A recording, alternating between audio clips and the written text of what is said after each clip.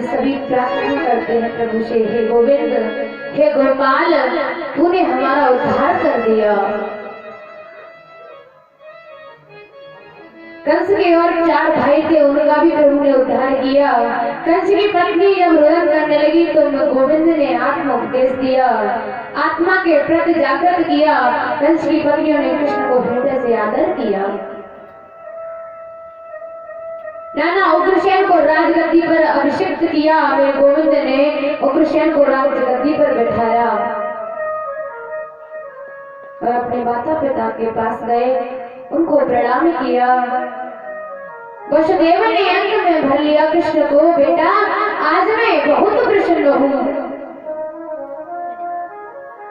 कितने लोगों के मुंह की हंसी छीन ली थी दुष्ट कंस ने, आज तूने वापस कर दी। जो कार्य तुमने किया है कृष्ण, वो मेरी सेवा से भी ऊंचा है।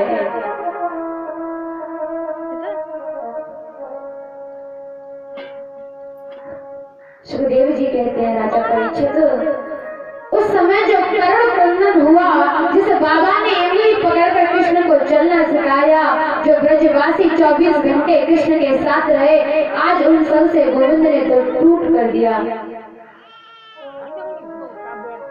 सबका उद्धार करके, सबको उपदेश दिलाकर अपने बाबा से कहते हैं, बाबा आप जाओ, मैं फिर आऊंगा, मैं शीघ्र ही आपके पास वापस आऊंगा। क्या बीती होगी उस नंद बाबा पे। वो नन्हा सा गोप जो कृष्ण की उंगली पकड़कर आ रहा था, रोता हुआ कृष्ण ने अंक में भर ले गया और कन्हैया से बोला, लाला हमसे कोई गलती है गई, हमसे कोई अपराध है गया जो तू हमारे साथ वृंदावन न चले। और मैया तो रो रो के पागल हो जाएगी, लाला बेहाल हो जाएगी, वो कैसे जिएगी तेरे बिना। कृष्ण ने उस नन्हे से गोपाल को गोद में लिया और कहा, बोला कुछ परिस्थिति ऐसी होती है भैया जिन्हें मैं तुमको बता नहीं सकता। तुम इतने में ही समझ जाओ कि ब्रज से दूर रहकर मैं खुशी तो नहीं रह सकता, लेकिन इसके अलावा कोई चारा भी नहीं है। नंद बाबा बार बार मुड़कर देखते और वहां से चले गए। कृष्ण का हृदय फटा जाता है। बाबा नंद और मैया यशोदा से दुलार उन्हें कभी मिल नहीं सकता। मैया देवकी ने कृष्ण के सिर के केस कटाए, मुंडन कराया, चौड़ी चोटी रखी, जनेऊ संस्कार किया। भाई जनेऊ संस्कार होना भी चाहिए। जब तक श्री कृष्ण ब्रज में रहे सज्जनों, ऐसी तपस्वी का जीवन जिया कृष्ण ने, उनका दर्शन करें, ऐसे तपस्वी बनकर रहे। आज कृष्ण का जनेऊ संस्कार हुआ। कौन मुंडन करता है, कौन जनेऊ पहनता है, कुछ मालूम नहीं उनको। तो यशोदा रह रहकर याद आ रही है। बार बार एक ही बात याद आती है। मैया मुझसे कहती थी, कन्हुआ कन्हुआ कन्हुआ। ऐसा सुंदर चरित्र है मेरे लाला का। पिताजी ने कृष्ण को गुरुकुल में भेजा पढ़ने के लिए। सारी विद्याओं का कृष्ण ने पढ़ा, धनुर्विद्या को पढ़ा। वही सुदामा से मैत्री ही उनकी। और लौटने समय सुदामा को गले लगाया और बोले, सुदामा कभी समय मिले तो हमारे पास जरूर आना।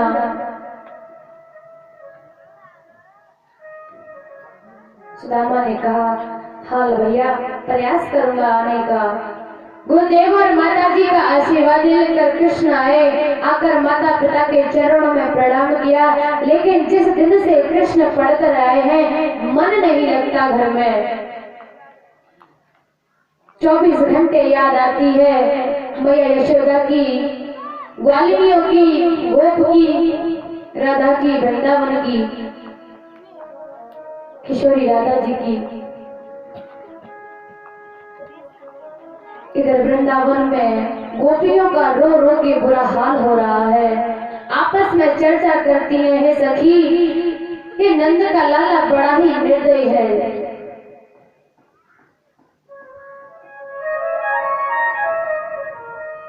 अरे हम तो पागल हो रहे हैं उसकी याद में, एक बार दर्शन करना चाहते हैं, उसका मुखड़ा देखना चाहते हैं और वो निर्दयी आता ही नहीं है।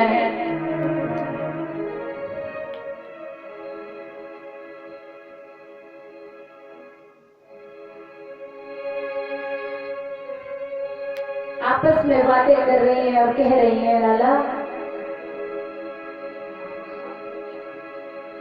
हो अपना चंदा का मुखड़ा दिखाएगा, हो अपना चंदा का मुखड़ा दिखाएगा,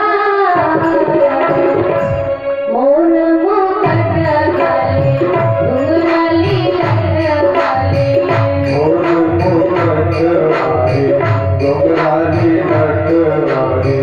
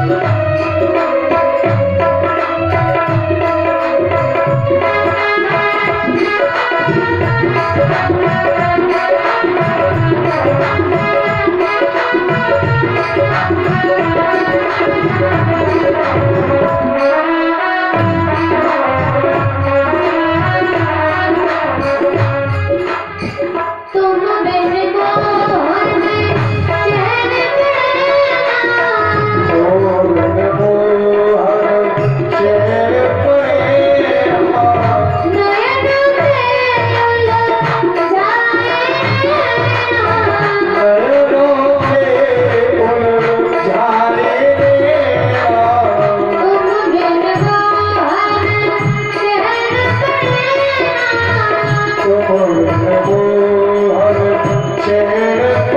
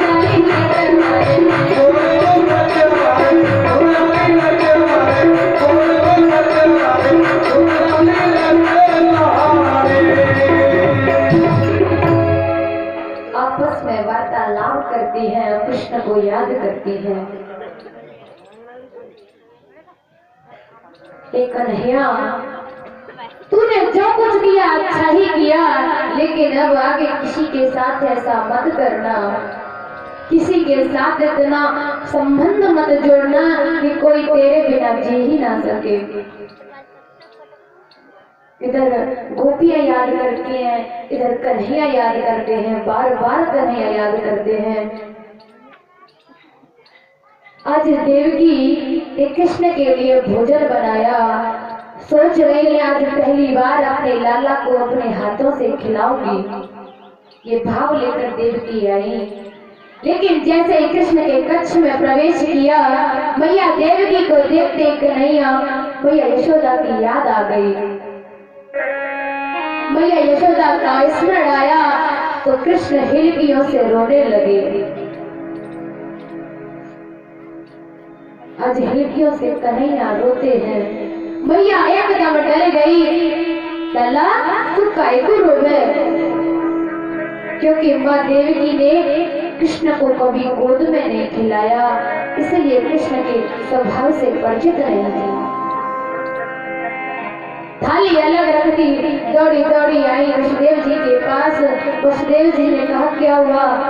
मैया बोली कैसे बताऊं, आज पहली बार जीवन में लाला के लिए अपने हाथों से भोजन बनाकर ले गई थी, किंतु कन्हैया तो मुझे देखते ही रोने लगा। माँ का हृदय होता ही ऐसा है। वसुदेव ने कहा मैं भी कैसे पूछूं लाला के स्वभाव को, परिचित तो मैं भी नहीं हूँ, क्योंकि गोद में तो मैंने भी ना खिलाया लाला को।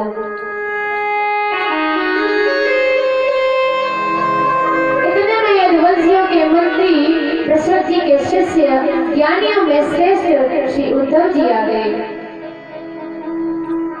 उद्धव जी को देखकर वसुदेव जी ने उनसे कहा बेटा कृष्ण के पास जाओ और जाकर कन्हैया से पूछो आखिर बात क्या है। मेरा गोविंद, मेरा लाला आजकल इतना चिंतित कैसे रहता है, कारण क्या है? उद्धव ने कहा आप बिल्कुल चिंता न करें पिताजी, मैं अभी जाता हूँ और जाकर देख के आता हूँ कि क्या बात है। जैसे उद्धव ने श्री कृष्ण के कक्ष में प्रवेश किया, देखा बैठे बैठे कृष्ण रो रहे हैं।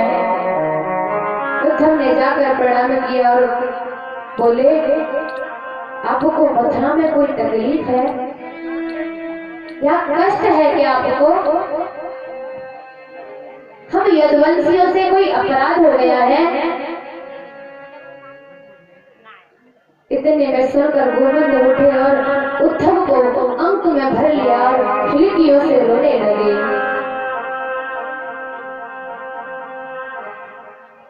बोले, उद्धव, मैं 1000 बार प्रयास करूं तो ब्रज को भूल नहीं सकता। अपने ब्रज का स्मरण मुझे बार बार याद आता है। ब्रज के सुख की स्मृति मुझे होती है तो लगता है मेरे प्राण सुरक्षित नहीं है, मेरे प्राण बचे क्यों हैं?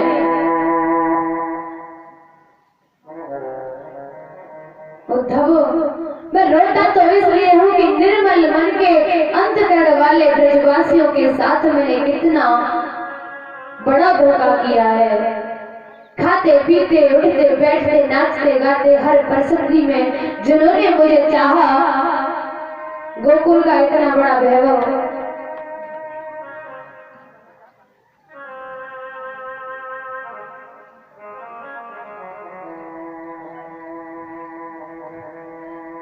जिन्होंने मुझे चाहा, गोकुल का इतना बड़ा वैभव आनंद के एक पल में छोड़ दिया मैंने।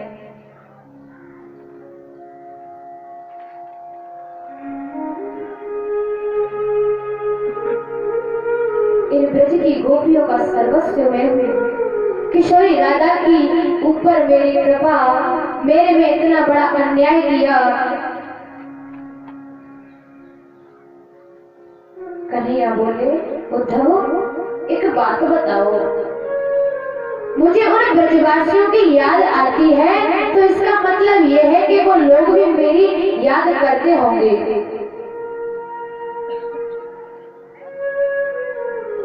यदि वो लोग मुझे याद नहीं करते तो मुझे उनका स्मरण क्यों होता है?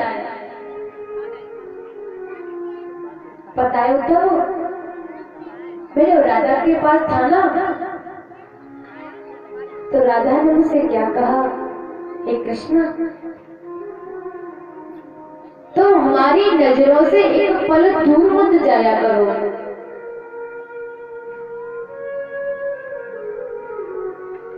क्योंकि जब तुम चले जाते हो ना, हमारा हृदय एकदम खाली हो जाता है। ऐसा लगता है जैसे मेरे प्राण सिर्फ आप में बसे हैं। तुम चले जाते तो ऐसा लगता है जीने की कोई चाह नहीं है। बोलती थी कि तुम दिन हो तो कन्हैया मैं रात हूँ, तू सूरज तो मैं सूरजमुखी हूँ।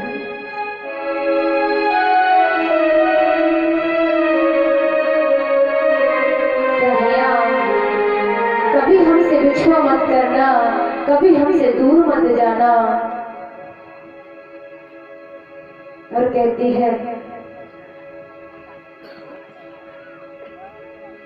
तू सूरज मैं सूरज मुखी हूँ पिया, न देखूं तुझे तो खिले ना दिया। तेरे रंग में रंगी मेरे दिल की कली, तेरे रंग में रंगी